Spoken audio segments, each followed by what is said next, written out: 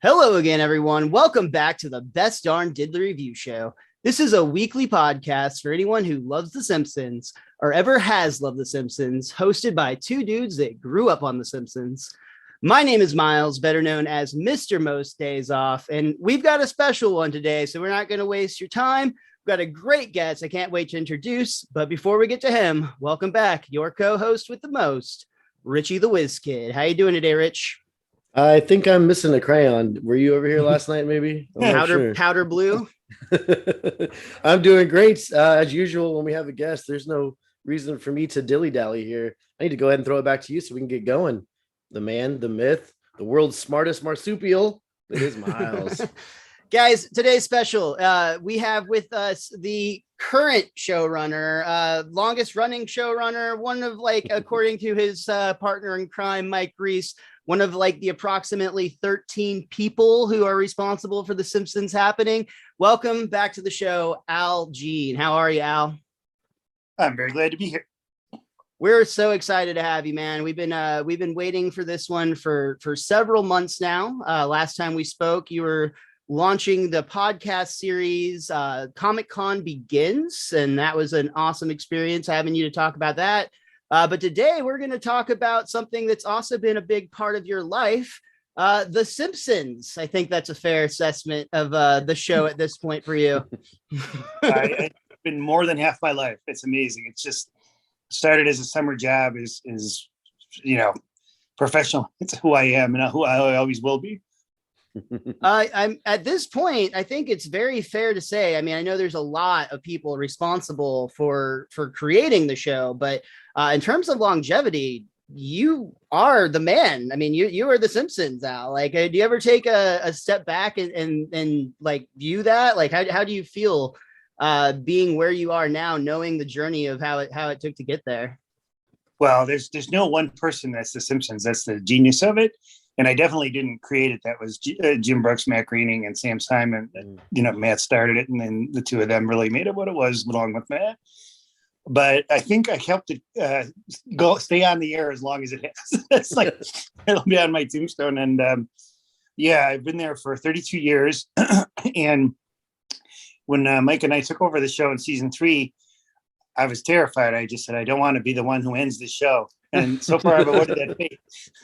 But there's, just dozens of brilliant writers, other showrunners, and of course the directors and the cast. I mean, every aspect of the show is just so perfect, and people work so hard and care about it so much. It sounds like a cliche, but it really is why we're still on. That's well, first of all, I have to say that you are far more humble than Mike is. If you haven't told me. But no.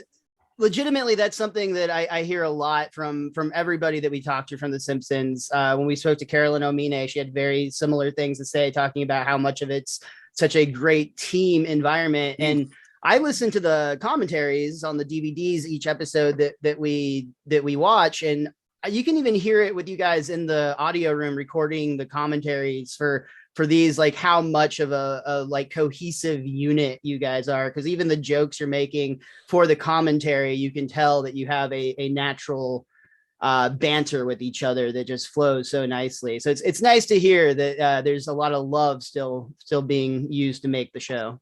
No, it's really put to the test because we haven't seen each other physically in 2 years.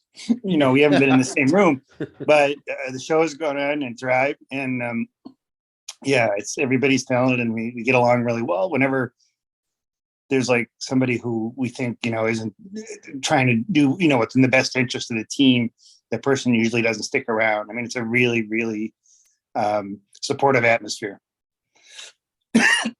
So you on this commentary for this episode and in other interviews, you've talked about being a father.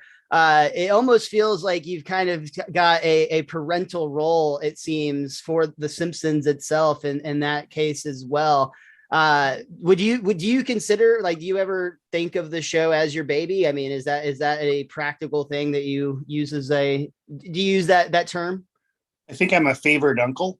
Okay. To this day, I didn't create it, and I came to it thinking, wow, this is really wonderful. And I've certainly added a lot to it and worked a ton on it.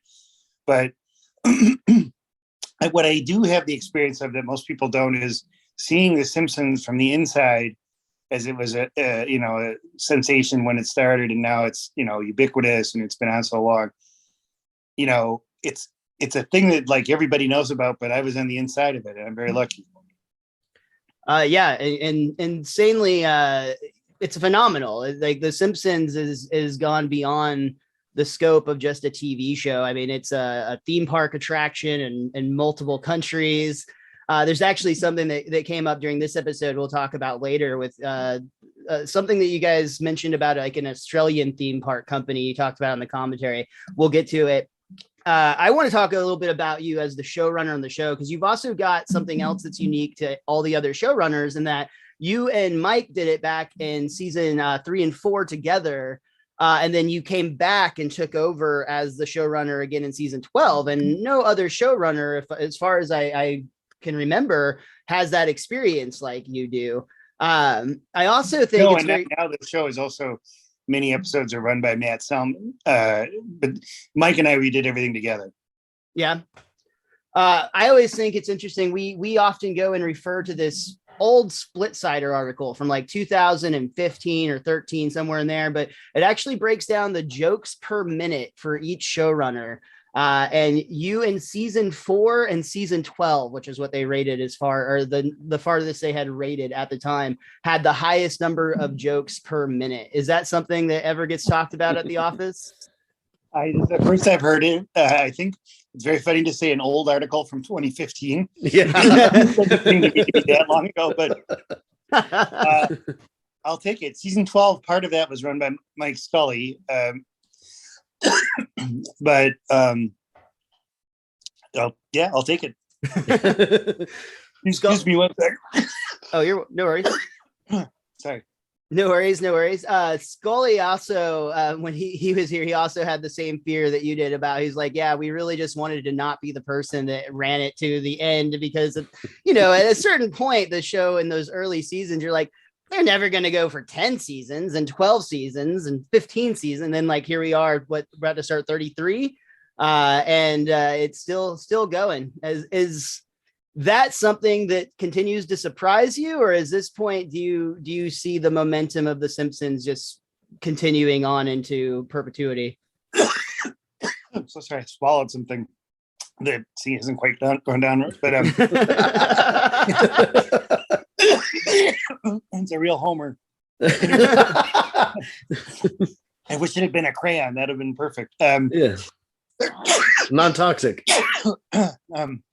In terms of, we don't want to be the podcast that kills you, so please get through this. Usually podcasts are about murders. This is pretty This is how we get on top. Yeah, live action true crime. The longevity, I see no reason that it will come to an end. We're thinking of really really good episodes. We're working as hard as ever. We do well on Fox, and we make money still. The only question I would have is, I don't know what the future holds for TV in general. We're owned by Disney now, and Disney is a streamer. So maybe they'll want original episodes for Disney Plus, fewer episodes, longer episodes. I don't know. See, that's interesting. You bring that up. That was on my list of questions for you. I was going to say the same thing. There's a better chance that TV is going to end, which is funny that the chalkboard gag for this episode is actually network TV is not dead, which is truly ironic here. But I was thinking about that as I was preparing for this episode. There's a better chance, I think, at this point, that network TV dies than The Simpsons dies, because it should always have a home at Disney Plus. Or if you guys, if that sweet marriage ever gotten into a divorce, there's Netflix and Hulu, and like The Simpsons is huge. Who wouldn't want to have The Simpsons on their service? Yeah, no, I don't think that there's any foreseeable way we leave Disney Plus. I think it's going to be around forever. Yeah, I think we're made for it, and I think that we occupy a unique position on it. So that's where we'll be. That's where we'll wind up. And again, it depends on what Disney Plus wants. I mean, if you look at them, they've had a lot of success with these big event things like WandaVision and the Beatles, and maybe they'll want to eventize new episodes of The Simpsons. For the moment, we're doing one more season and a half for Fox. And then, again, it's not predicting the future of the show, it's predicting the future of the business. Yeah, that 100% makes sense. Totally. And with the Disney Plus, it's given you guys some cool opportunities. I know you've been pretty involved or directly involved with the what would we call them, spin-off projects with like the Marvel universe and the Star Wars universe, or you guys have those Disney shorts that are available in the Simpsons characters taking on those roles. It all comes from tile envy. Disney Plus has 5 tiles: Marvel, Pixar, on their screen, Marvel, Pixar, Star Wars, National Geographic, and Disney, and no Simpsons tile. So we wanted to sort of like do something with each, facet of Disney Plus, so that people would be aware of us and people would know, oh, we're there too. And, it was great, for example, to do Star Wars. And there actually were Star Wars fans that hadn't sampled The Simpsons, and it got them into it. And, the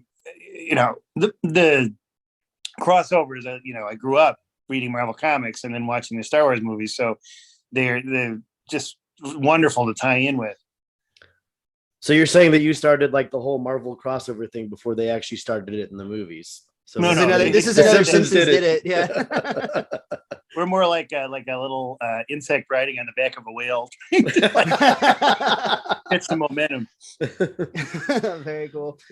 I was also looking through just your IMDb page, and when I noticed that you had a small role on the show Mad Men, that first of all blew my mind, because I think of you as this like magical force that just sits and produces Simpsons and couldn't possibly have time for other projects. But that got me thinking, what do you watch whenever you're getting away, taking a break from the Simpsons? What's catching your attention right now?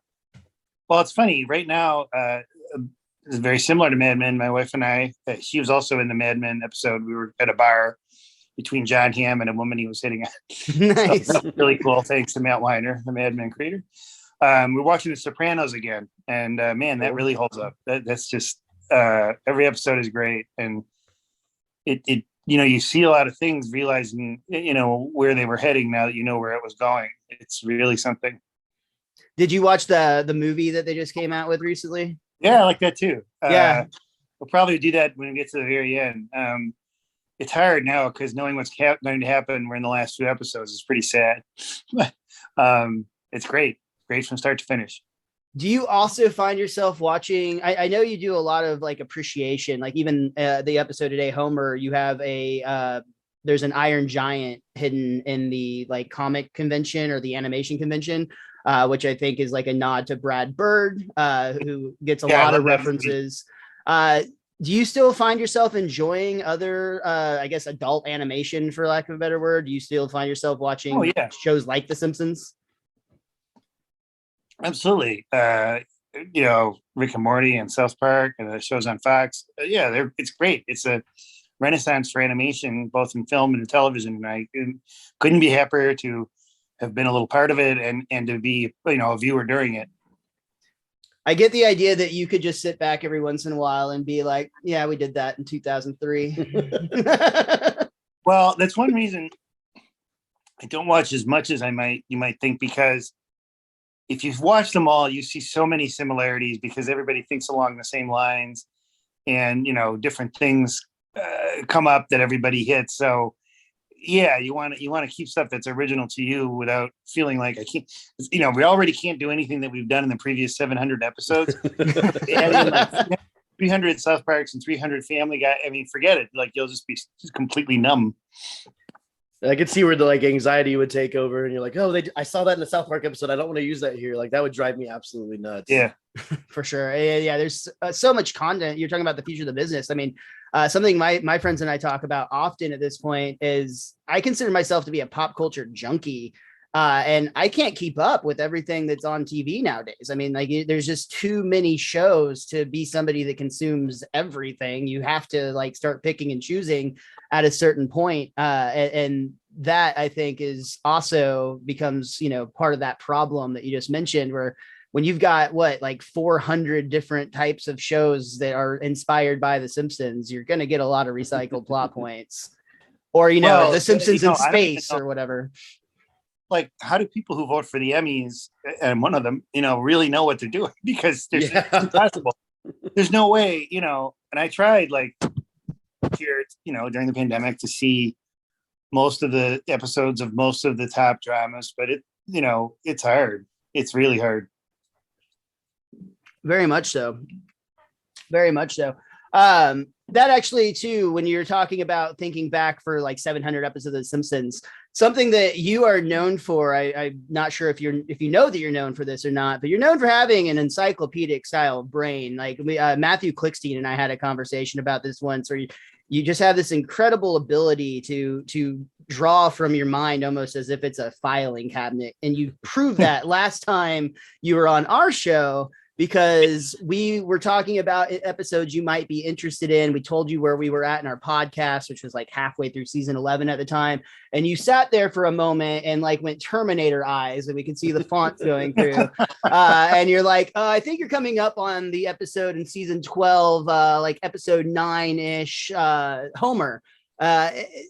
So you have, I think, just like the right, you are the human that was made for this position, Al. That's what it is.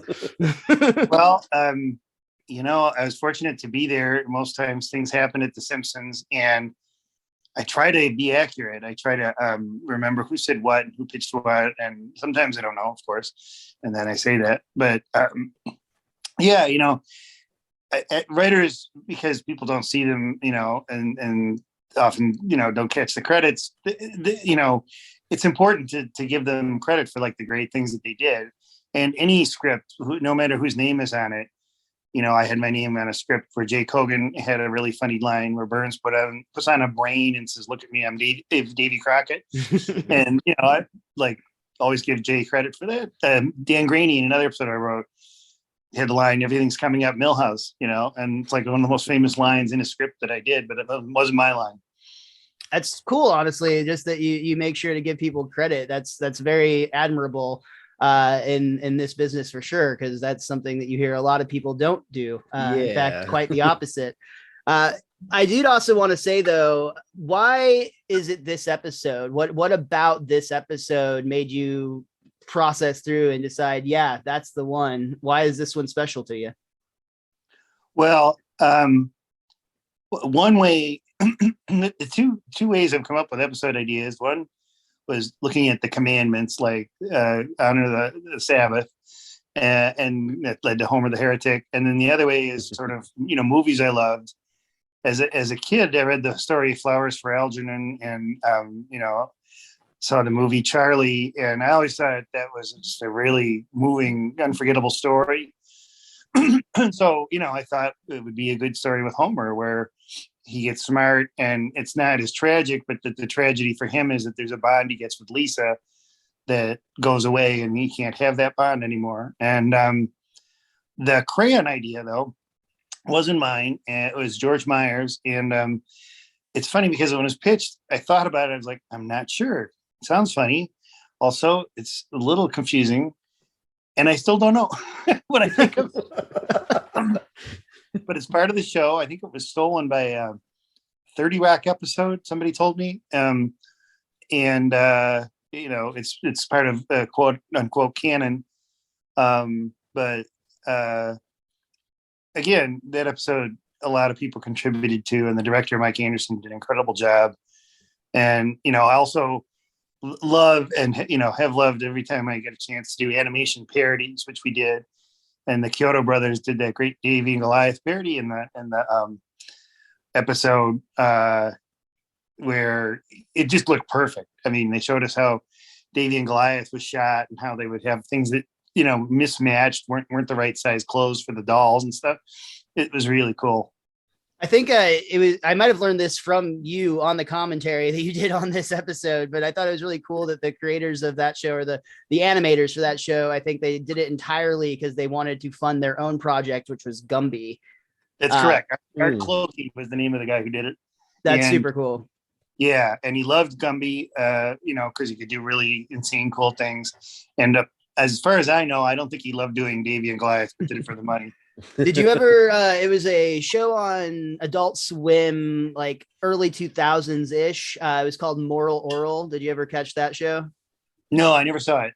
It was basically a parody, similar concept, but it was a one of their shorts that they did, you know, the weird hours of the night when everybody's high and watching music videos or Adult Swim.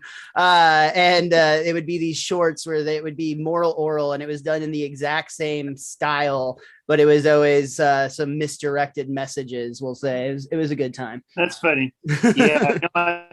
As a kid, Davy and Goliath was super creepy. You know, it was a talking dog, and the dog was, you know, I guess the conscience of Davy, but it had a very strange voice. There was just like really off, you know, like also because, you know, cartoons, you weren't used to seeing like overt religion in the cartoons, except maybe the Charlie Brown Christmas special. So you would go, this something, just there's a vibe about this. This is really why do I feel like I'm going to hell if I watch something after this? Yeah. Yeah, that I remember I would watch that show as a kid too, but it was literally just because it was on before Gumby or whatever it was that you actually wanted to watch. And a lot of entertainment back then was just like, all right, well, this is better than watching the grass grow. Yeah, it was a cartoon. So you know, it had that edge for a kid. And at the time in the morning, like Sunday, probably the only cartoon. Oops, sorry, you there? I think we lost you there for a second. Oh, as you're saying, that time in the morning on Sunday, it was the only cartoon on. Yeah, that's exactly what it was.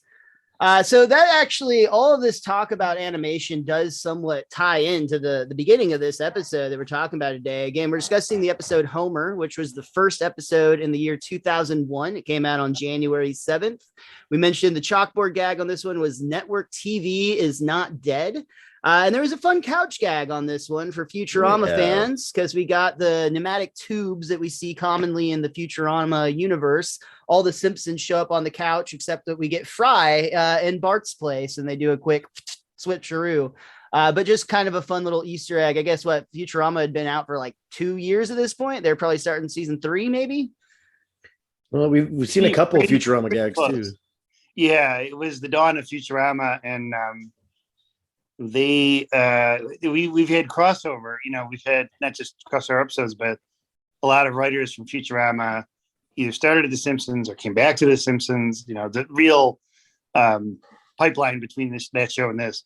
Yeah, 100%. Yeah, we see that a lot. Again, on the commentaries, I get to hear a lot of fun conversations that you guys have had about those changes and those sharing of ideas, and just the, you know, like David X. Cohen, his influence on the Simpsons, and obviously Futurama, and you can really kind of see some of the similarities and those ties to both shows whenever you watch their episodes. Yes, and I always say, you know, we've been lauded for the math on the Simpsons, but I go, if the Simpsons is like college math, Futurama is PhD math. that is the mathiest show in the history of TV. So actually, you brought that up, and that was something that I learned this week, just because I'm a bad Simpsons fan, I suppose. But I've always known that you've gone to Harvard. That's a pretty well-known fact. We talked with Mike about that, and you guys working with like National Lampoon and all that good stuff. But you actually got a math degree at Harvard. Is that correct? I was a math major and got a bachelor's. Many of the Simpsons writers actually have math and science backgrounds. Jeff Westbrook was a math professor at Yale. David Cohn and Ken Keeler had math degrees. And Stuart Burns, I believe, and Bill Odenkirk, I think, has a chemistry degree. So it's funny. Yeah, a lot of science guys in the Simpsons.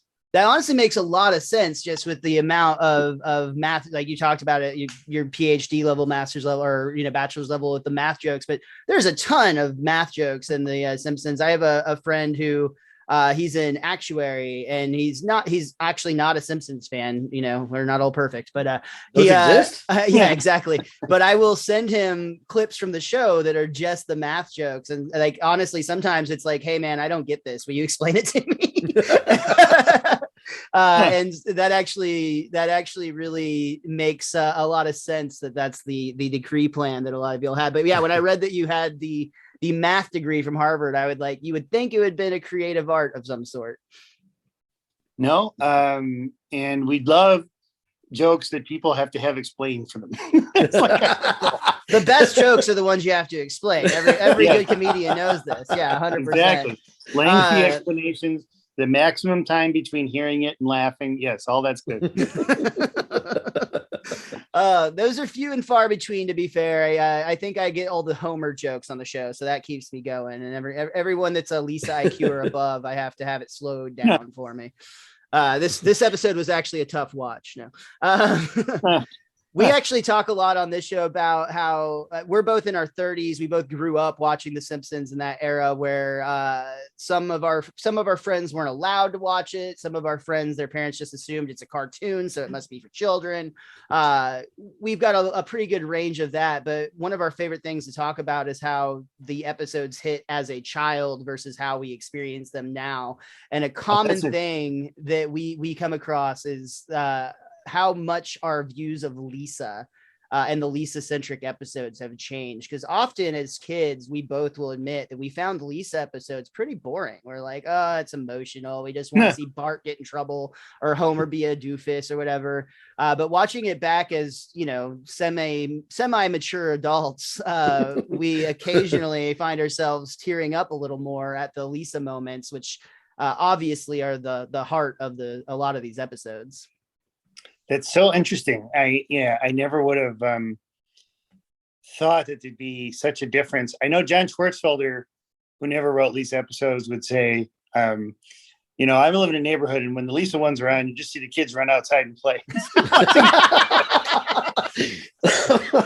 I actually always centered on the Lisa episodes, and it was because we were working for Jim Brooks, who I'd grown up watching Mary Tyler Moore and Taxi, and it was just the best shows, not just funny but emotionally. And I wanted to write the shows that had some emotion in them too. In the writing business, you're always pigeonholed. We were originally like variety writers, like for Carson, and then we were considered sort of silly show writers, like Alf. And but of course you can do more than that. And so we wanted to show on The Simpsons that we could write things that had emotion to them and depth. And that's been one of the many wonders working on The Simpsons.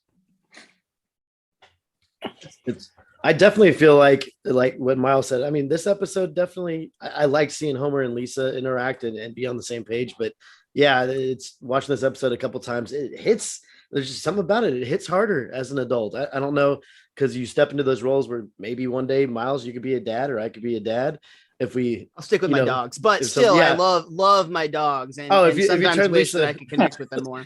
If Lisa was Sam's little helper in that episode, I'd lose my mind. But yeah, just all the Homer and Lisa stuff. Like, I love seeing those scenes as an adult. I don't like it. It feels really good. It feels pure. Like I love seeing a dad and daughter bond over being smart together. It was great.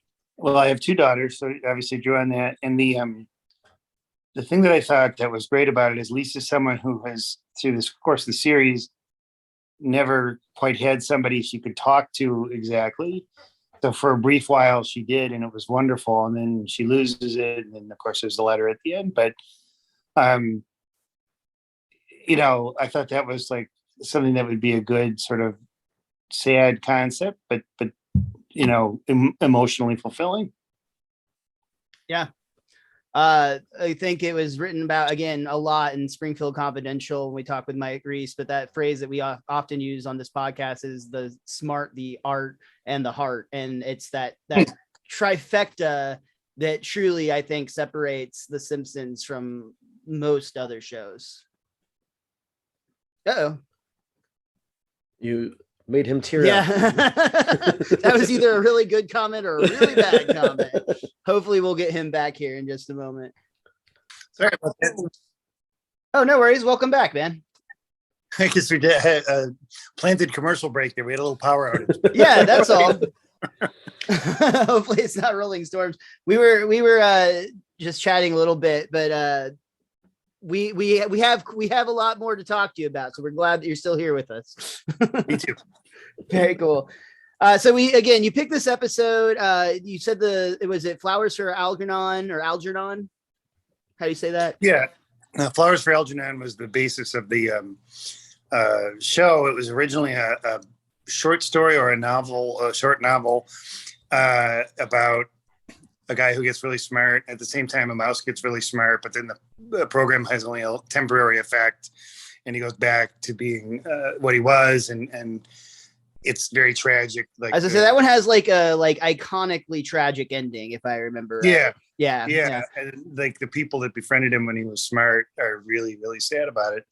And then it was a movie with Cliff Robertson, which I watched before I wrote the episode. And what was funny about the movie was it was made in the 60s, and in the middle, there's this crazy like psychedelic sequence with triple screens, and he's wearing a motorcycle jacket that says Charlie Baby and riding it around. And I go, like, there's no other year they would have filmed this that they would have put this scene really, really out of place. It's just like not at all, based on the story, but otherwise good. And Cliff Robertson won an Emmy, Oscar for the movie, so he's obviously really good. But it was just a story that always haunted me. When you read that in 8th grade, it's just really, really something that sticks with you. And I always wanted to do it as a Simpsons. So this one opens up. We were talking too about how, you appreciate a lot of animation, but you guys have so many successful people that go on. Brad Bird was who we mentioned earlier. They go on to have careers in Hollywood and with other shows. This one opens up in a fun way with the America's, basically it was the animation festival, but the sign was really, really funny because it's like, it's the hottest, most fucked up animation possible. Children, half price. Yeah. I think it's based on that. It is like a Spike and Mike's Twisted Animation Festival or something. And, then kids go, yeah. And Homer has this fun kind of almost self-aware, if he were a smarter character. Animation's so great. It's way better than whatever the alternative is. Such a good opening line. This kind of does a just love letter to animation in general for a little bit. You guys are poking fun, but in a very accurate to the style sort of way. You do some anime with some absolute nonsense. I'm sure Richie was super into it. I don't understand it myself, but I'm glad it makes people happy. Optimus Prawns. I think that was the first anime. Maybe not. I know they went to Japan earlier, but possibly the first anime reference on the show. Okay. One of the first. Prawn power. It was absolutely wacky, and it does, though, it's very representative, at least at the time, what a lot of anime looked like to people that were not used to watching anime. I definitely remember some times in high school where friends were like, oh no, you just gotta see this one, then you're gonna love it. And I'm just like, I've seen it, not loving it, but glad it's making you happy. Like that's never how you talk somebody into liking something, is by telling them they're going to love it. Yeah, that's true. Actually, you need to really lower the bar for sure. No, I do. I go, oh, you're gonna hate it. It's not that great. Trash show. Yeah. That's why you're going into season 33 soon. Yes, exactly. Lowered expectations and helped us the whole way along. We also get the great sequence we already talked about, Gravy and Jobriath. I love the Flanders reaction to this. Ned supporting it as we get the usual Rod and Todd, yay, as like the dog is being exploded. Pretty awful. And then we get to the voiceover artist demonstration. Can I mention a thing about Ned, which is there's a big thing where people say we changed the character and made him a more conservative Christian as opposed to like the super nice guy he was at the beginning. And it's a little bit valid. In this episode, we did that. And part of it was because I thought the nature of what, a Christian was changed, between the time the show started and the time this aired. But I would also say that Ned has always been like a much better neighbor than Homer. No matter what phase of the show you're in, you'd rather be Ned's neighbor. So I think we've stuck to him being pretty nice, pretty much. Getting up or woken up early every Sunday by somebody pestering you to go to church is definitely better than like having all of your appliances, yard tools, and whatever else being sold by your neighbors at their yard sale. So yeah, I think that's a fair statement. There's also, you guys also slip in a really fun homage to the old basically back in the day when like the Flintstones would sell cigarettes to kids essentially on their, hey, smoke a pack of Winston's. Yeah, there was banned the cartoons, festival that I saw where you saw a commercial. First of all, it was Betty and Wilma mowing the lawns, Fred and Barney just sitting smoking, and they held the cigarette pack right up to the screen. And then what I didn't realize, what I just saw like recently, the end credits of the show, for several years in the show for kids, they had a big red Winston sign in the end credits nonstop. And I was like, geez, that's insane. Man. I mean, cigarettes in a show for kids. I mean, it's just really nuts. So yeah, that's what that refers to. I remember when I was in high school, I graduated high school in 2004. And I remember in high school, there was some big debate about Winston cigarettes sponsoring NASCAR, and that was being considered too controversial. So the idea that, NASCAR can't is having a problem with cigarettes in 2004, but in the 1960s, it's like the #1 cartoon in America. Smoke it up, baby. It's fine. It's insane. I just, there's things you see from 50 years ago. You just go, this is unbelievable. Very cool.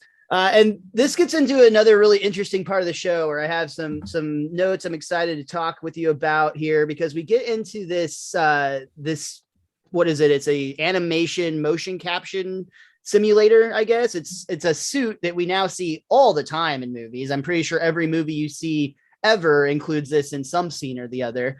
It was most popularized by Gollum in Lord of the Rings, I believe, or that's one of the first like big examples of this technology being used. But essentially, you guys showed Homer demonstrating a motion caption suit at this animation festival. He's making Snoopy do his thing. He's going to the bathroom right off stage, which is really funny. Singing his little song about eroding the urinal cake, which, let's be fair, that's a banger when you're peeing. It reminded me of Naked Gun on that part.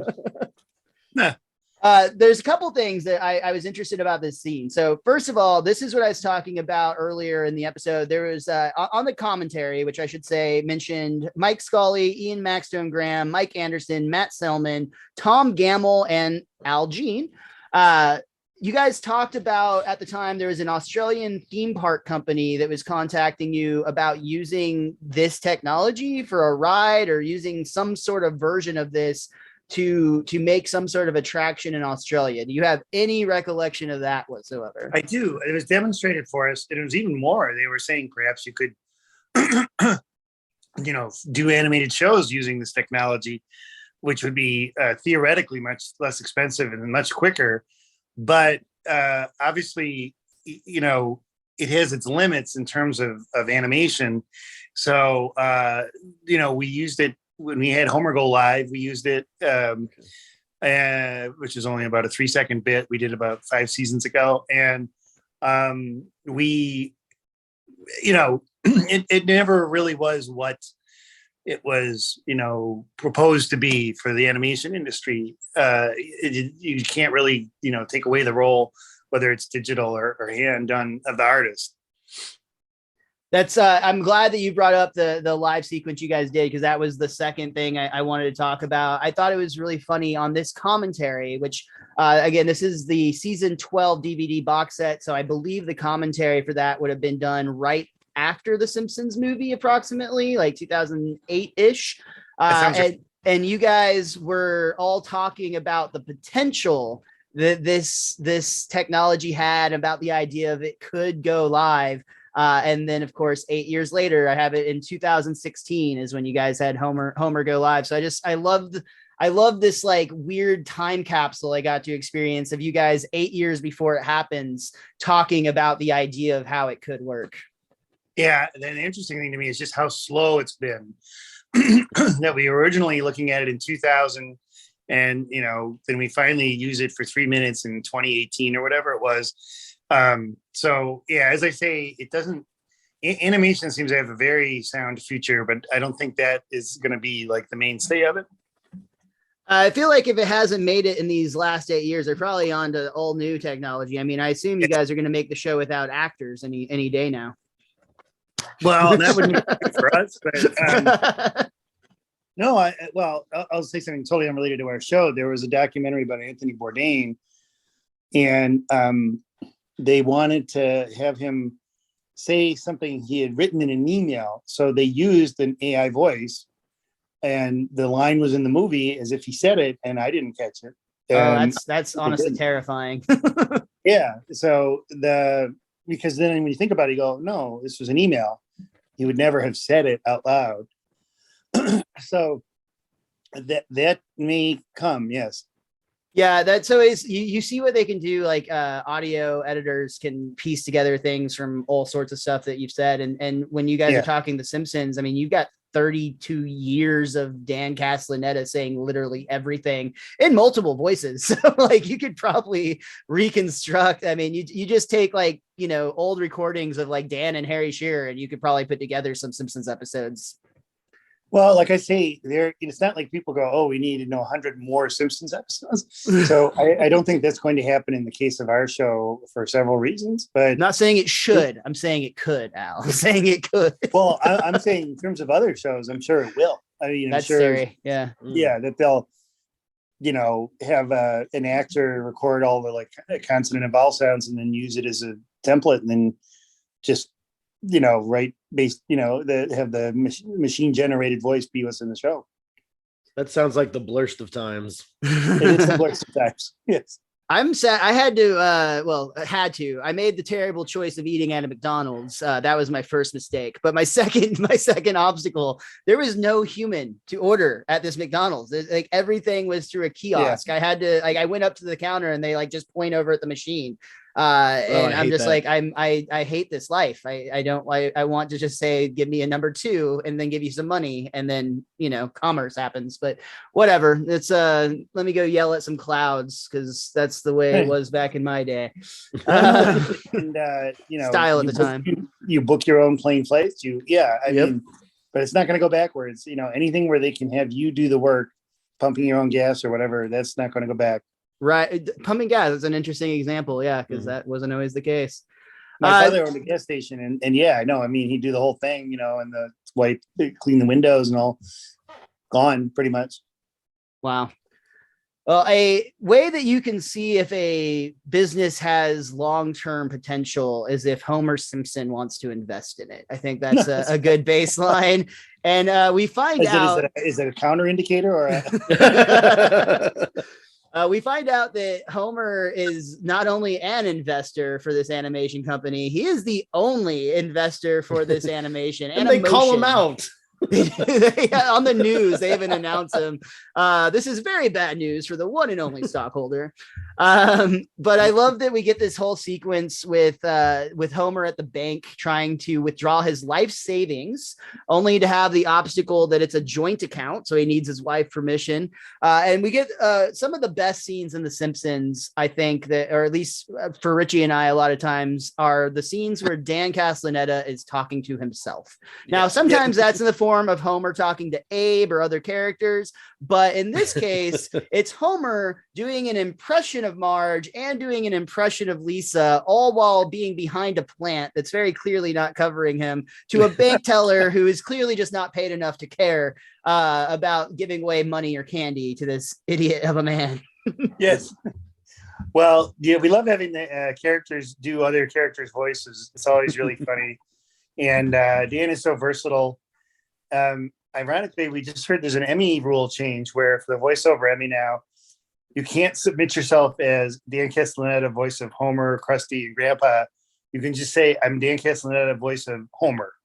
And they can't listen to your other characters in the episode. I don't know why that is. Weird. That's a weird rule. It's like the Dan, Seth MacFarlane, Hank Azaria rule. That's like that gymnast that was so good. I can't think of her name. Gabby, maybe. She's incredible. She was the Summer Olympic gymnast, and they changed the rules that basically were like, you can't get 10s anymore because you're too good at this sport. It's like, that's not fair.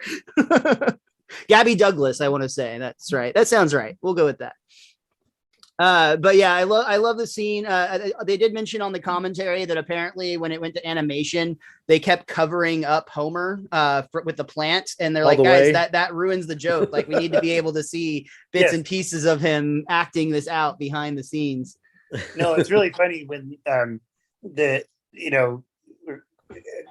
talking with the Korean studio and they're doing it right, but it's like, no, we want it wrong. Yeah, you do it right. Do it wrong the right way, please. I like this scene a lot with Homer. Some of my favorite times on the show is when you guys make fun of either Fox or Disney, especially Disney now, knowing what we know in the future. Right. So, yeah, I know. But this sequence with and Homer, they're all on Disney Plus. They haven't cut any of them. Good. That's honestly great. Like, you got to have a sense of humor, or to some extent. But yeah, I love the scene where Homer's checking the stock prices on the audio, like it's like an automatic thing. He's just saying it and they say back, but he checks Animotion, which is up 1.5, and then Yahoo, Yahoo up 6.25. What is this crap? Fox Broadcasting down 8. Yes. And you guys, in like several scenes, we were talking about this when you got disconnected for a minute. There's so many like little subtle things with the animation of this episode. Homer rolls his eyes in bed with Marge later, and this one right after you take that stab at Fox, Homer just gets the sneakiest little smile for just a brief second. That's Mike Anderson doing that. That he's just great. He's really great at little moments, big things, everything. It's the subtleties, I think, really just bring a whole nother level to the show. The animation does such a great job, and that's what you were talking about, I think, at the beginning, where there's the cohesive, I think, situation where you guys have been working together for so long. I would imagine when you have jokes written, a lot of times they also kind of have a vision of where you're going, but I also imagine you have a trust that they will take it and just add those little cherries to bring the whole Sunday together. Totally. Yeah. I mean, we give board notes. It used to be written on the boards. Now we actually get video boards and we can do a rewrite based on that. So there's another level. We do, video boards, then an animatic and then a color. But yeah, I mean, they're the best. And Mike is one of the very best of them. Yeah. That's awesome. Again, that's that type of that's something that you can't create right off the bat. I think about that a lot as like how the MCU has put itself together. DC and a lot of other companies have tried to be like, oh, they have a cinematic universe, we want to have a cinematic universe too. But the MCU put in the groundwork going back to like 2007 with Iron Man and the Hulk and laying out all those movies and getting us to care about characters that people didn't really care about that much before Robert Downey Jr. put on the suit. And they laid that foundation to give them the ability to have this awesome universe now. And I think that could probably be said about some of the cartoon shows that get made, especially with the number of streaming services there are. There's some really great animation out there, but there's some shows that come out and they're just like, guys, you haven't established yourself to be trying to make this style of show or these style of jokes. Yeah, totally. And I agree with the Marvel Universe. I was astounded at the way it was put together and the way it came together. I mean, the confidence that you could do it and the ability to have it all connect is just awesome. Yeah. That's something that, like, 3-4 movies a year. It's like, wow, I get to see another piece of the collective saga. It's almost like when you get really into a TV show that runs for like a drama series that runs for a long time and you really get to know the nuances of the characters. It's special. And that's, again, what I think is cool watching The Simpsons, knowing that exists in the creative side of your show. Yeah. I wouldn't say, where it's thought through. I was just thinking of writing something into one episode that would pay off like 8 episodes later, but we really don't do that very much. One thing in comedy we were always taught, make every episode independent so that if a viewer happens on one, they don't need to understand this huge backstory to get the show. Mm-hmm. And we've pretty much obeyed that rule. We have the elastic reality where everything goes back to the way it was at the start. I think it helps. Even comic shows where there's like a storyline appeal less to me because, running plot line through the show. Because it's sort of like once you know where it's going and how it ends, you're a little less inclined to go through it again. Sure. Yeah. If you're not going to be as emotionally invested if you figured out the mystery. Yeah, that makes sense. That's something that I read when I was a lot younger, whereas if you're predicting what's going to happen next and you're so focused on saying, well, in this horror movie, this person's going to die, then this person, and this is going to happen, they're going to be in the closet, that you've already lost interest in the movie if you're doing it that way. If you're focused more on figuring out the plot than just sit back and enjoying it. Yes, And absolutely. That what was the it was the Ryan Johnson movie that came out, Knives Out. I think that was like a great example of a movie where like you had that running thought of like you are trying to figure it out, but you're so engaged with all of the characters that you at certain points you stop thinking about the mystery and you're just like, this is incredible. Like I'm loving the story. Yeah, definitely. Although in that movie, I think it was like Chris Evans, I thought, oh, he's guilty. And then he was guilty. So yeah, exactly. It wasn't really like a twist, it's just this very guilty acting guy is the one. He was a red herring that wasn't actually a red herring. Yeah. No. Sometimes the obvious choice is the correct choice in real life. Yeah. We get some other great family gags here with Homer calling for the family meeting. And he like clearly starts with this like joke that he always uses because he's like, all right, people, let's keep this short. We all want to get home to our families. And they all have this like collective chuckle, like they've heard it 1,000 times. And then he tries to like basically bury this, tiny little nugget of information of I lost her life savings in the stock market. Now let's move on to the real issue. Lisa's hogging all the maple syrup. And for like a brief second, it works because Lisa gets defensive. She's like, well, maybe if mom didn't make such dry waffles. Yeah, I said it. But if you need some meat, have a natural lubricant. Yeah, we were really into the like, they're picking on her for the meat eating then. Or the not meat eating, I should say, on her part. Yeah. But yeah, it all does eventually finally Marge, like literally mid-sentence, like, wait a second, you lost all of our money? I didn't lose all of our money. There was enough left for this cowbell that disintegrates. And then you take a stab at eBay. I love it. It's Miles and I have talked that like over the last few seasons, we've really been enjoying the quick little jabs that Marge has been given. Cause I feel like she didn't always get those in the earlier seasons because she was a lot of the heart in the earlier seasons. But I feel like she's getting a little more slowly, more and more in on all the shenanigans. And especially Julie, the actress is so funny. We're just always trying to give her funny stuff to do because she's great. Yeah. It Absolutely. really, she's, I feel like shining at this point in The Simpsons. Again, we've been doing this going episode by episode. And early on, I think that she's somewhat, she has to be the straight man to Homer and Bart's antics to make it so that why it's funny is because she's the person reacting like you'd expect a human to. But yeah, the fact that she is starting to be a little bit more of a Simpson herself, I think at this stage in her lifespan is really fun to watch. Also, she makes Homer lovable because she loves him. So it excuses what that's really key to the show. Yeah, very, very much so. That actually is the end of our first act, and we open up Act 2 with Homer trying to figure out how he's going to solve their issues, and he realizes that Marge has an answer. After all, it's not a uterus, it's a uter-you. No, it's uterus, not uteru. I fucked up your own joke, but it's actually Max Prost joke. I should give him credit. It's a good joke.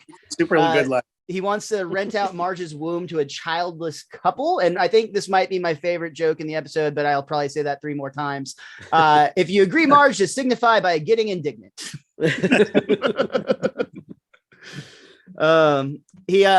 He decides to go to an alternate option where he could find some extra cash by putting himself out there for medical research. Because Barney talks him into it. Which, again, this comes from you on the commentary talking about this was like an actual thing that would happen on like college. You went to Harvard, so this is on college campus, I would imagine, where there is people that would offer money if you're willing to like let them do whatever to you. Yeah, well, drug testing and Harvard was known for like half the students, I think, were on LSD in 1962, like on purpose. It's funny because people do this for not that much money. So you're going like, wow, you're really putting yourself at a kind of a risk. I love the bit with Barney having all the ears on his chest, and then like when Moe yells into it, he's like, hey, not so loud, just because that's like the pretty extreme example of what you hear about happening. Yeah, it can turn out really badly. For sure. Yeah. And then I think they've also referenced a few times on the show, which I don't know who it was that chimed in. Again, there's several people on the audio commentary for this one, but several of the writers apparently had sold blood at points in their life trying to get by. Yes. Which, good money. Several sold blood. One was a sperm donor. I mean, when you're in college, I mean, I didn't do any of that stuff, but I was in student security. So we would do a lot of stuff just to get pizza money. And that's, that's how colleges operate. When I was in school, I got myself into a lot of credit card issues because I was at a time when they were very predatory, and literally I would be like on campus and it would be like somebody would come by and be like, hey, we'll give you a free pizza if you sign up for this credit card. And I'd be like, okay. And then somebody else would come by and be like, here's a 6-pack of beer if you sign up for this credit card. Okay. And I would just do that, pretty much every day until they stopped saying yes. And it turns out that's a really bad choice if you're a young adult trying to get started. So many things. I mean, I do remember getting a credit card right when I graduated. It was like, yeah, get a credit card. And oh, that's nice. And now I go, oh, geez. Like the people who can, use it, who can afford it the least. 100%. Yeah, 100% predatory. I mean, like now the things that they did while I was on campus are illegal. They are no longer allowed to do that. But I imagine if you went back to the 1960s running around the Harvard campus, there was probably even more lax rules about what you could do to students. Well, yes. Sure they were. Though I was thinking when you said half the population was like being experimented with like LSD, how mad would you be if like a decade after you graduated, you go to your reunion and you find out you were in the control group? What a bummer. That's funny. Sue them for that. Right. Homer does, in fact, get himself experimented on. Another great line here is when they're testing an appetite suppressant on him. They're like, wow, this is working really great. You don't even want any of that food, Mr. Simpson? Food? I'm blind. Ah! One of the scientists is like, who's going to buy a pill that makes you blind? We'll let marketing worry about that. That's so like, I feel like that's 100% how the medical field works. They're like, well, the side effect was this. Like, will people buy that? Well, not if we say it really fast. So many discoveries are like penicillin, where it was just some mold growing, and then suddenly, hey, wait, fights bacteria. So yeah, you don't know what it's going to be used for. Yeah, Q-tips for your chest after a while.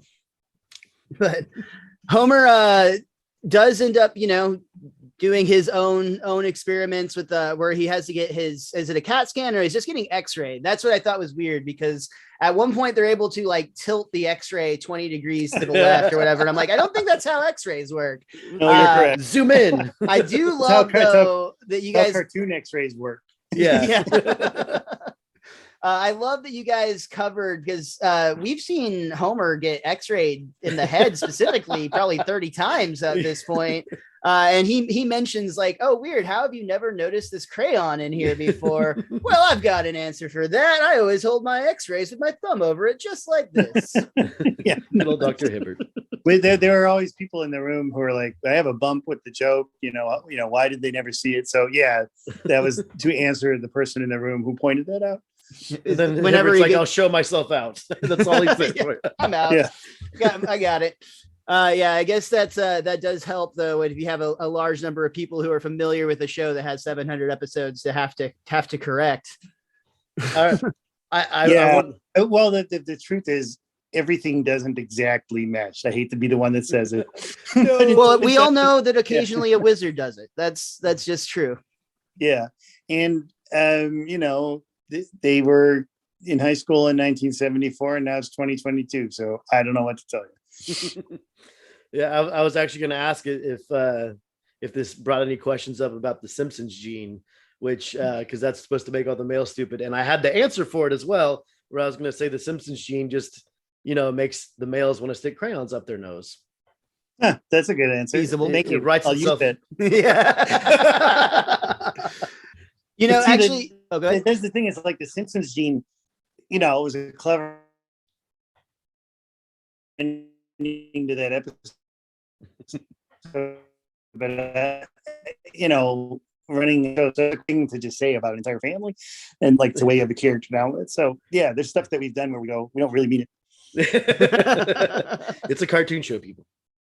While you got disconnected earlier, Richie and I were actually discussing this idea that a lot of these episodes in this time period specifically, for whatever reason, we just have vastly different memories of the proportion of the episodes. And a perfect example of that is in this episode, both of us remember it being a lot more about the crayon in the brain. And that's like maybe 30 seconds of screen time total, where you do Homer going, we see a young child Homer counting, sneezing out, assuming he got most of them probably. We remember that being like the focal point of this episode. Yeah. And it's so interesting when we watch it back to see how very little, I mean, it obviously impacts the episode in a big way, but it takes up very little screen time. Yes, as I say, it wasn't part of the original pitch. The pitch was, in the movie, Charlie goes into a medical test and, was dumb, becomes smart. So my original way of doing it was, no, it was just Homer gets the treatment that makes him smarter. So the appearances of the crayon are at the beginning. And then, when Mo has to replace it at the end. Which quite dumb enough. Yeah. Which is also kind of like, a bit of a reach. I love that business card so much. Yep, that's right. I'm a doctor. I know. I would have expected Dr. Nick there, but that does seem like a Dr. Nick situation. Do you remember why you went with Mo on that? I thought it was funnier for Mo to be the guy. It's a sort of a illegal operation, and I know Dr. Nick is like skirts the law, but more seedy, and to have it done at Mo's just kind of tragic. That's fair. Yeah. Mo actually, Dr. Nick actually has an office and probably a degree from some country that offered one. But Mo is just like, has him next to the panda pin. Dr. Nick is like the Hollywood upstairs medical school, I think. Yeah, there you go.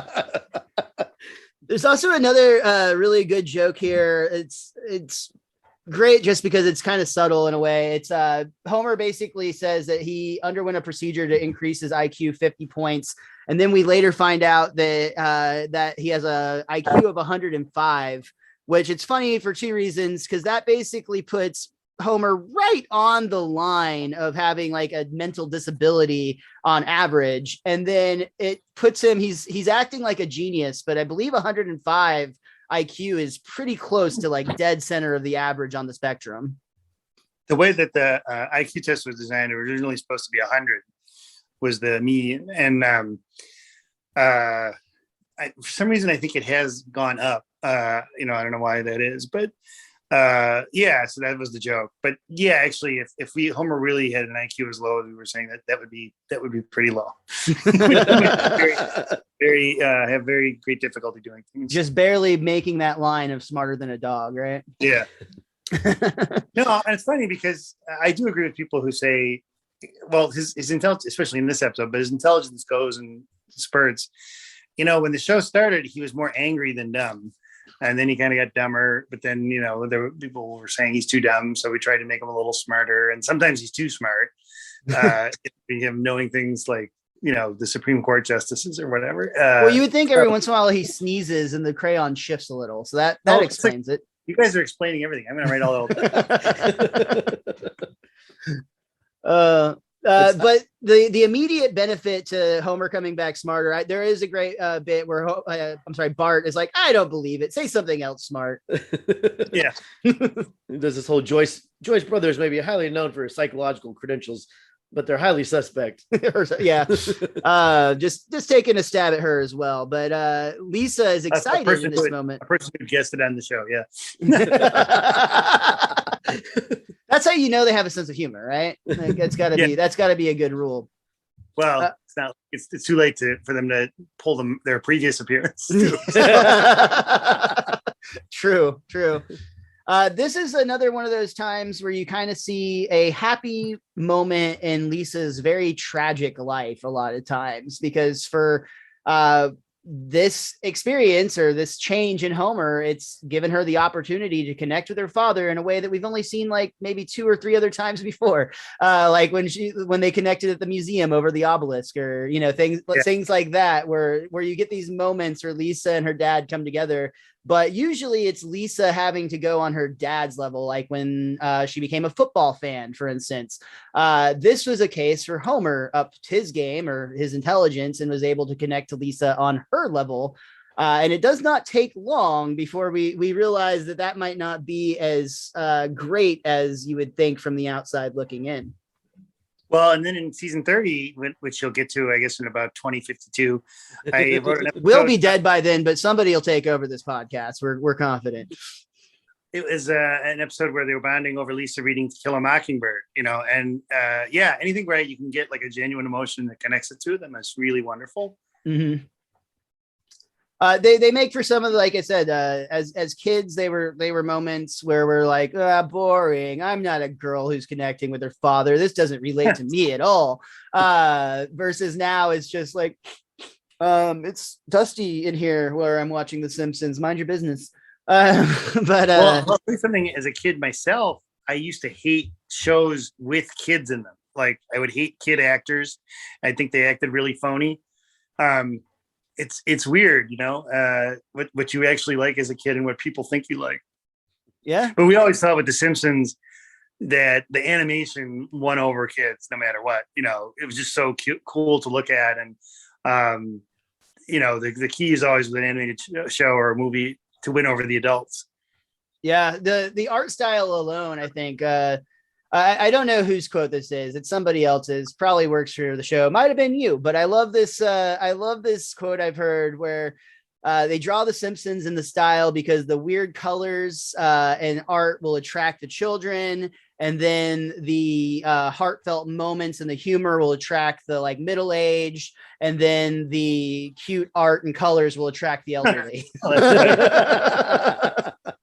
the colors, like the fact that they're yellow, was the inspiration of an animator named Georgie Pelusi, although she also wanted to make like the trees purple and stuff. But that was a brilliant idea, and, you know, brilliant for Matt to do it. And what I say, or my comment on the visual style, is if you have a 7-year-old draw Bart Simpson, you can take that drawing and show someone and go, "What is this?" And they'll say Bart Simpson. Mm-hmm. It's these characters are very deceptively simple and universal, and you know, it makes them archetypal. Yeah, that's an interesting idea. Just in that, like, even point. Basically, you're saying even a poorly done drawing of any of these characters is recognizable, and that's pretty incredible. Very cool. Miles, I figured that like your favorite scene in this episode was probably the one with Homer and Ned. I am a snarky atheist, so this does bring me joy. I love that scene. I just like that he's got the proof, and then Ned's like, "Well, I can't let this get out." That line really makes me laugh. And I think my favorite part of that sequence too is Homer did it by accident. He's like, "Yeah, I was trying to do a flat tax proposal, and I accidentally disproved God." And then as Ned's like, "Oh God, this is airtight." Maybe he made a mistake. Nope, it's airtight.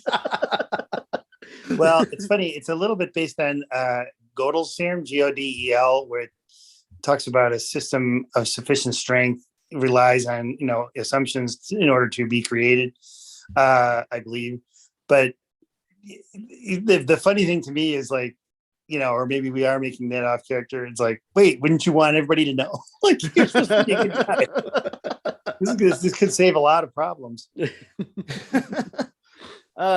We see that while Homer is not accidentally disproving religion, he is off doing basically TED Talks at the school about not putting things up your nose. It's the third in the series of lectures on not putting things up your nose, actually. I know. So how many points can he make about it? Exactly. This is probably the best part of this whole situation is the way that Homer just owns Nelson. Which is fun because Nelson is usually, you know, he's a bully. We see him get the best of people a lot of times, and every once in a while it's great to see him get his comeuppance. In this case too, he tries to do the classic, a moron says what, and Homer just gets him back in the best way. Well, not being a moron, I wouldn't know. However, What? Ladies and gentlemen, I give you your moron. Uh-huh.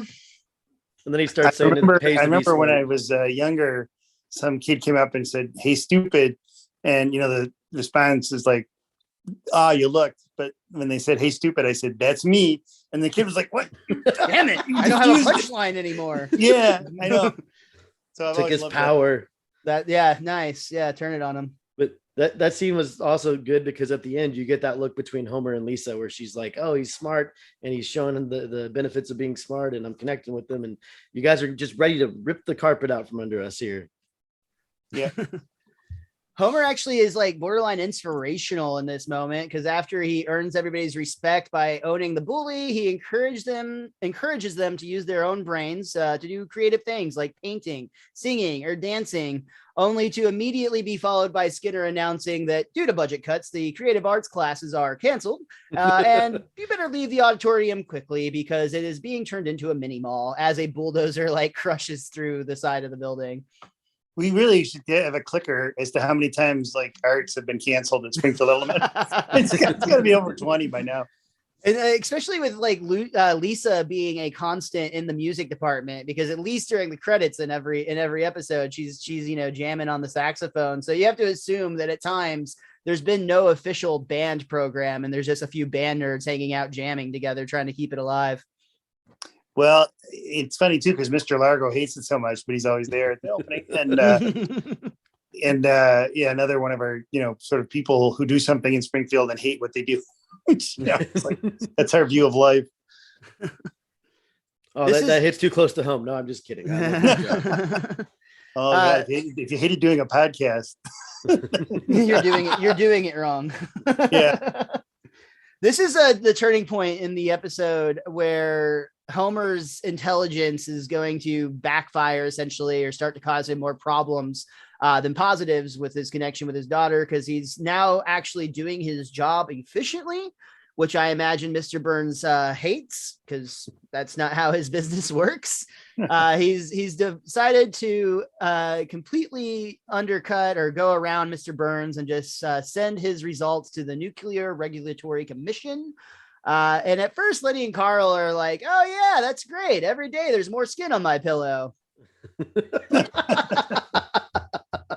Yeah, it's nice to have someone with brains in this nuclear power plant. Homer's the guy who's rigged up my pants with a special cod piece. And it's like made of like a 1980s like neon windbreaker material. It looks like it's like he's wearing like normal pants with this very, very loud cod piece. Yeah. But it sure is comfy.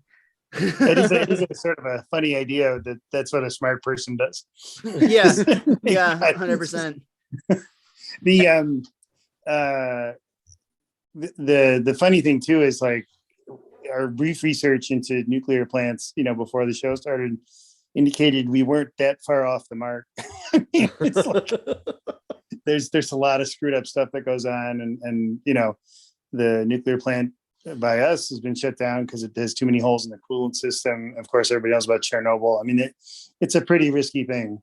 Mm-hmm. Yeah, it seems like it's just in general. This is again, though, it ends pretty much how you'd expect it to in this moment, because Homer's complaints and the problems that he's listed are very real and have been not dealt with for about a decade at this point, it would seem.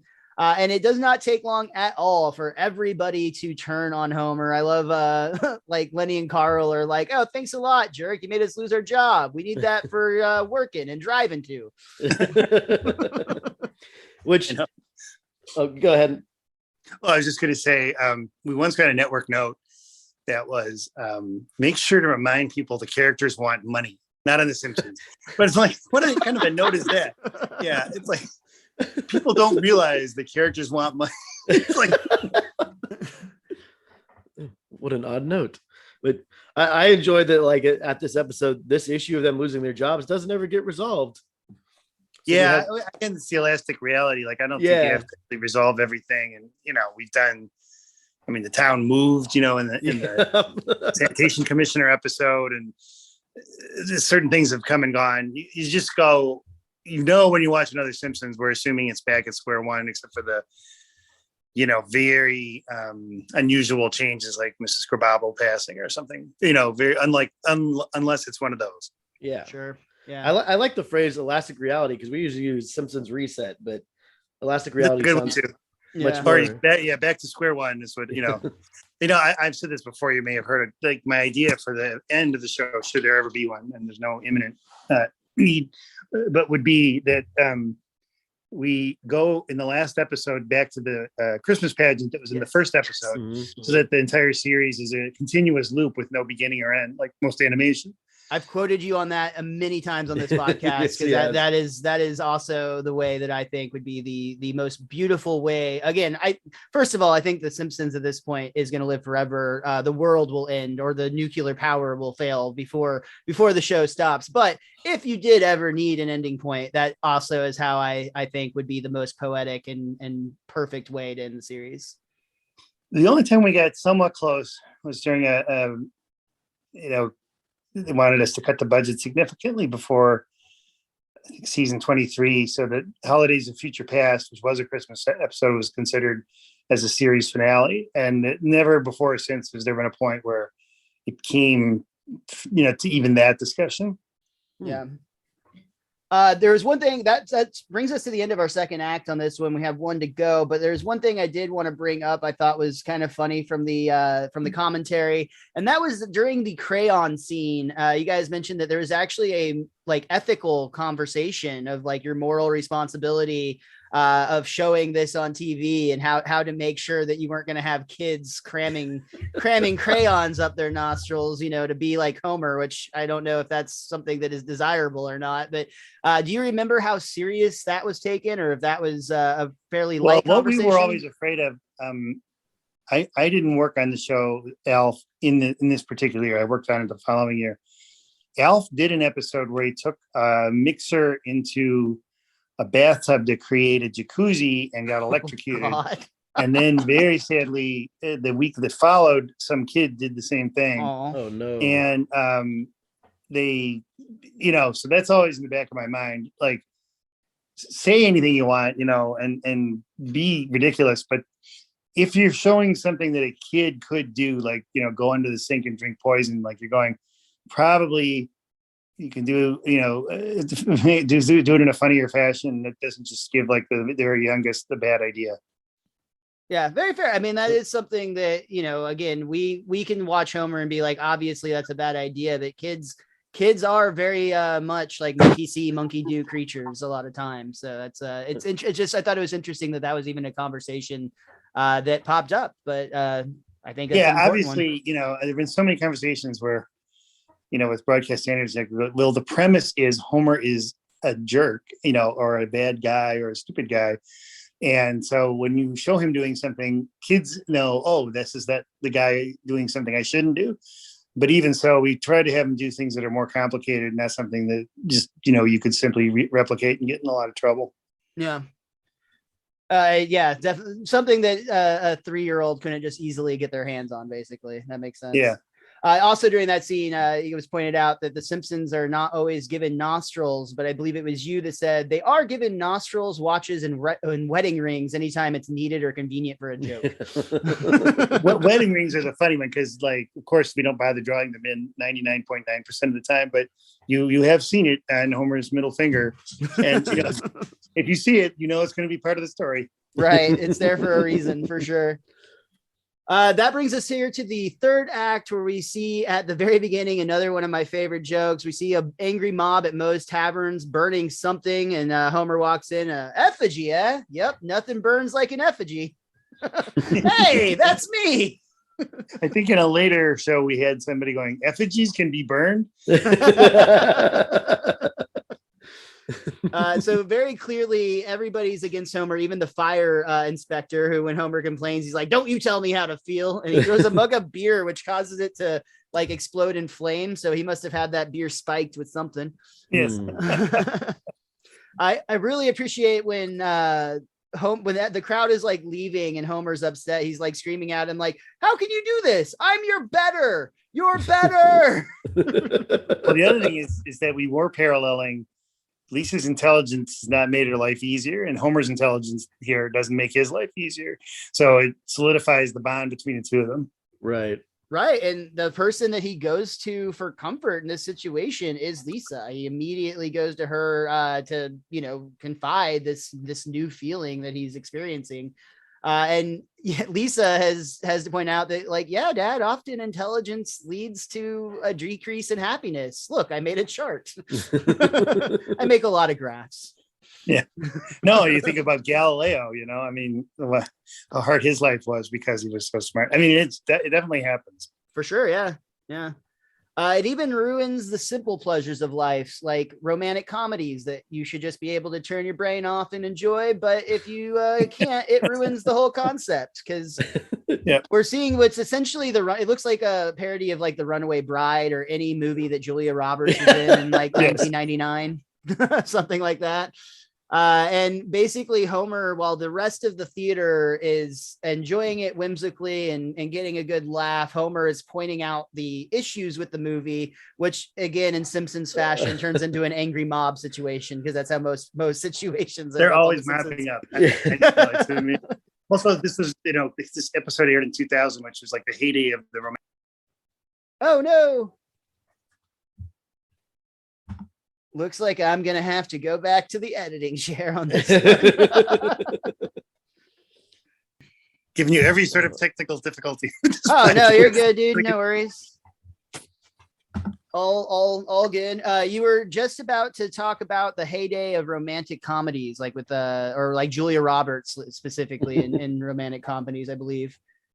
Yeah, it was the 1990s. I mean, you know, like Sleepless in Seattle was an enormous hit. And then you had Julia Roberts comedies, and you had Meg Ryan. I mean, and it's funny because, like, in terms of feature movies, I know we're in a pandemic, but even before, they'd almost vanished.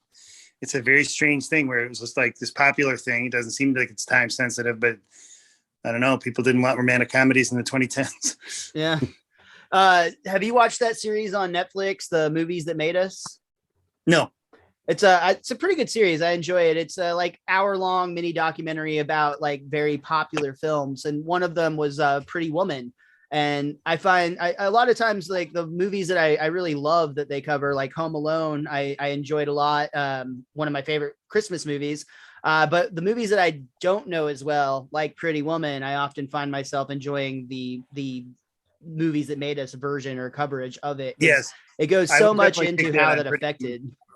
Say again? I would take that on Pretty Woman. I remember when it came out, I was like, what? This is why are they doing this? I was pretty young. I was pretty young when Pretty Woman came out. So I do remember seeing it, but I don't really think I understood or appreciated the nuance of it. And getting to go back. Nor did I, and I was older. So,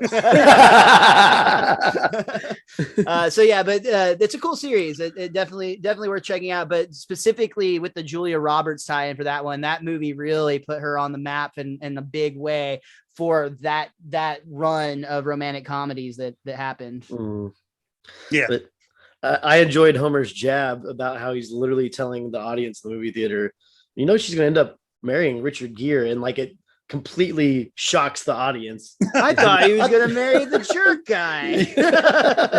And then it's typical of a movie theater audience, played by Bill Paxton, and you're like, no, it's Bill Pullman. Like, I so much connected with Homer in that scene. That was a very 2000 joke. Yes. I have to bring up, because we got to talk about this a little bit. You said that this scene was partially inspired by your actual theater visit to see the movie Beverly Hills Cop. Do you remember that as well? Well, I remember. Yes, when I saw it, I didn't think it was funny, and I know I'm the only one. But there's this Did feeling. You see the third one where he takes over a theme park? Because I feel like that's where the character really fully develops. I just was sitting in a theater, just people enjoying themselves, laughing so hard, and me going, "What's wrong with me?" Just like, you know, and like in Ghostbusters, you know, it was different because the lines that people laughed at were really funny. I just didn't think there were that many. But Beverly Hills Cop, I just never got it. I still don't. There, I bet Eddie Murphy is going to put a banana in your tailpipe next time he sees you. Well, he might, but he was just doing stuff where it's like, you're clearly just kind of like an actor doing shtick, and everyone's letting you get away with it as a cop. You know, it just I didn't buy the reality at all. That's fair. Yeah, it's definitely not a realistic movie. No one. Yeah. And again, until you get to the third one where they take over a theme park, and then, I mean, that's reality if I've ever seen it. Miles, putting bananas in tailpipes is really bad for the car. No. I actually really like, is it, oh man, I'm not gonna think of his Judge Reinhold. Judge Reinhold is one of the the cops in that movie, and he actually cracks me up more than Eddie Murphy does, being the straight man. But anyway, I just thought that was interesting that you pulled from real life to fill out this experience for Homer. And it launched Bronson Pinchot as a star too. Yeah. Oh yeah. Going into the end act here, basically Homer is realizing that being smart is a blessing and a curse. He goes back to the lab where this was all done to him, and he asked if they can reverse it. And I love the scientist, like, I'm sorry, we don't play God here. That's exactly what you do. Look at that parrot. And we see a parrot with octopus tentacles, like going, quack, I shouldn't be alive. Only in animation. They compromise and give Homer a card for a unlicensed surgeon. And this is where we again mentioned earlier, it's Mo Sizlak, and he literally just says on his card, yup, that's right, I'm a surgeon. That's how we justified it. Yep. I think Hank didn't gave him a line once where he was holding Homer up for money. He goes, that's right, I robbed now. And he's like, what? The character can't just fold, and collapse into different things like that. Hank was standing up for his man, huh? Yeah. Well, although Mo has done a lot of stuff. Yeah, I mean, we talk about that a lot too. Mo is very he's the most likable sleazeball in probably all of cartoon because I mean he smuggles or poaches pandas and whales, all sorts of just awful things. Yeah.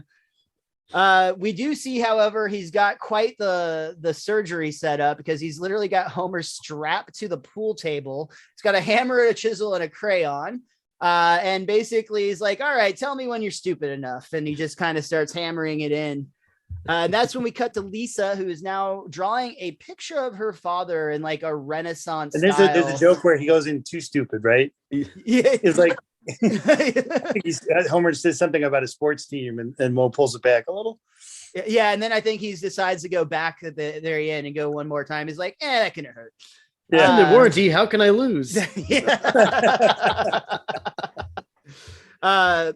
Basically, we get to watch in real time as Lisa realizes what's happening before anybody. She knows as soon as that one crayon is missing that she knows where it's at.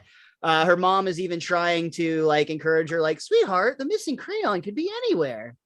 And Homer crashes through the window just then. Who wants lottery tickets? Okay, it's in his brain. Well, that was based on a math teacher I had in college that I went to dinner with once, and he told us, he goes, "There's no more regressive tax than the lottery. The people who are least able to afford it buy it, and it only pays 50%." And it always stuck with me. Just what a bad thing the lottery is. Yeah, no, 100%. It's another one of those predatory things we talked about, like my credit card situation in college. I thought you were going to say that your math teacher crashed through the window for a second. Yeah, I was excited. No, it was a good day in class. He always had the brains. This is where we get the real heartfelt moment of this episode, because Lisa is downright crushed by the fact that her dad made this decision. I mean, she is the one that benefited most from Homer's change in intelligence, and the fact that he was not able to handle it essentially really broke her heart. But then she finds the letter that he wrote to her explaining how impressed he is with her, that she's able to live that way, and how he just wasn't. And I have to say that while Lisa and Homer were having a moment, I was taking notes here, Al, and then you and I had a moment that I'm sure you're not aware about because it was a moment between me and you in 2008. I was writing down about how much this gives me vibes of Mr. Bergstrom all the way back in season 2. Yeah, I mean that was a conscious echo of that, and obviously the difference between doing Flowers for Elgin and doing our show is you want to have some sort of hopeful or comic ending, and I thought, oh, the one way we could do that is to it's another sort of trope where somebody dies, but then they leave a message that you find out after they're dead, and it brings somebody back in a sweet way. So that was the idea. So as I'm taking that note, you started to talk about on the commentary that both this episode and the Mr. Bergstrom episode, both basically, I don't know if fail is the right word, but they didn't get the strong reaction that you expected from the animatic. Nope. They both were under delivering, but then after they both aired, they both went on to be considered two of the best episodes from the emotional standpoint, from that heartfelt connection that we feel to those characters. And I just thought that was really cool that connection existed. It made me feel special that I was writing that down as you started talking about it. So thank you for that. Great. Thank you. Yeah, well, the Mr. Bergstrom one, especially when we got the color back, everyone in the room was just going, oh, that's sweet. But like nobody was going, that's the best episode ever, which I just heard someone say again, and you cannot underestimate the power of a genuine emotion. Very well said. Very well said. You also cannot underestimate the power of a sandwich to Homer, because another great ending joke here. While we're having this heartfelt moment, Lisa's reading her letter. She leaps up to hug her dad, who just got a sandwich, and his first response is, hiding it from her. And then he's like, oh, you just want to hug. Hug. Oh, beautiful. Again, you just said it yourself, and it was a perfect way to say it. You can't underestimate the value of like a true emotion like that. And very, very solid, strong episode. It makes sense to me why this is the one that you wanted to come and talk with us about. And I'm very grateful that you did, Al. Thank you so much for joining us. Thank you so much for having me, and for all your knowledge and enthusiasm about the show. I mean, it's very, very well much appreciated. That's awesome. We really appreciate hearing that. Is there anything else about this episode or about you probably talked enough about The Simpsons, but is there anything else that you want to share with us and our listeners while you're here today? No, I think that's a lot of my voice for people to hear. So I'm happy to rest on that. That's fair. No, again, this was a really good time, and we're grateful to have you. We do this every week. We're going through the entire, our goal is to go through them all. So as long as you keep making them, we'll keep reviewing them. The next episode that we're going to be getting to is going to be season 12, episode 10, Pokemon.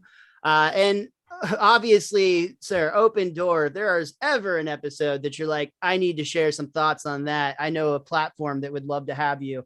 We'll let all of our other Simpsons podcasts know. Go come back anytime, and we would love to have you, of course. But we very much appreciate your time here today and sharing all your thoughts. My pleasure. And now to go back to trying to make more episodes. You've got some more to do. And if you're ready to make the episode roasting podcast about The Simpsons, we're ready to roast ourselves. So just give us a call. We'll be there. Great. Thank you very much, guys. I really Thanks, appreciate Al. it. Appreciate you so much. Thanks, Bye-bye. Al. Guys, that's going to do it for this week's Best Darn Diddly review show. What an episode. What a time to be alive. Thank you all so much, as usual, for tuning in. Richie, where can they follow us online?